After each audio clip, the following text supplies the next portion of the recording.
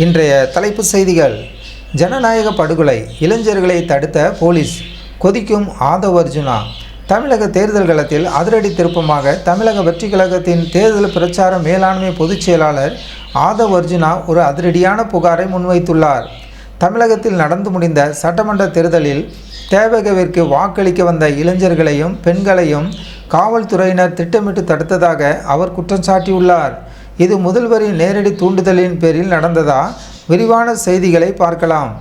தமிழக சட்டசபை தேர்தல் நேற்று விறுவிறுப்பாக நடைபெற்றது. காலை 7 மணி முதல் மக்கள் நீண்ட வரிசையில் நின்று தங்கள் ஜனநாயக கடமையை ஆற்றினர். ஒட்டுமொத்தமாக தமிழகத்தில் 85.15% வாக்குகள் பதிவாகியுள்ளன. தேர்தல் ஆணையம் அறிவித்துள்ளது. ஒட்டுமொத்தமாக தமிழகத்தில் 85.15% வாக்குகள் பதிவாகியுள்ளதாக தேர்தல் ஆணையம் அறிவித்துள்ளது. இருப்பினும் இந்த தேர்தலின் பின்னணியில் மிகப்பெரிய முறைகேடு நடந்துள்ளதாக தேவக தரப்பு கொதித்து போயுள்ளது.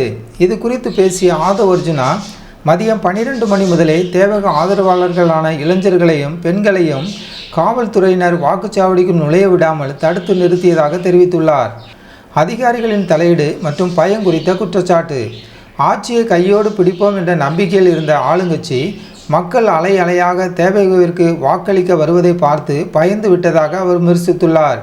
குறிப்பாக சென்னையில் இருக்கும் உயர் காவல்துறை அதிகாரிகள் இளம் வாக்காளர்களை தடுக்குமாறு ரகசிய உத்தரவு பிறப்பித்துள்ளதாக ஆதவ் அர்ஜுனா பகிரங்கமாக தெரிவித்துள்ளார். தோல்வி பயம் காரணமாகவே முதல்வர் ஸ்டாலின் தனது அதிகாரத்தை பயன்படுத்தி காவல்துறையினரை ஏவி விட்டார் என்பது அவரது நேரடி குற்றச்சாட்டாக உள்ளது. இது தொடர்பாக தேர்தல் ஆணையம் உடனடியாக நடவடிக்கை எடுக்க வேண்டும் என்றும் அவர் வலியுறுத்தினார். போக்குவரத்து குளறுபடிகள், மக்களின் அவதி. தேர்தல் நாளன்று நிலவிய போக்குவரத்து நெருக்கடி குறித்தும் அவர் கடுமையான விமர்சனங்களை முன்வைத்துள்ளார்.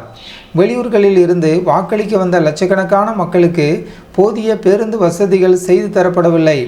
கை குழந்தைகளுடன் மக்கள் 7 முதல் 8 மணி நேரம் பேருந்து நிலையங்களில் தவித்துள்ளனர்.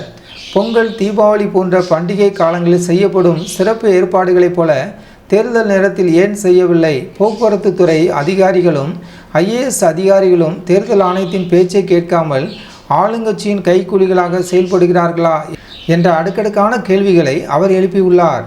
ஜனநாயக கடமையை ஆற்ற வந்த மக்களை தடுத்தது ஒரு மிகப்பெரிய ஜனநாயக விரோத செயல் என தேவக கொந்தளித்துள்ளது.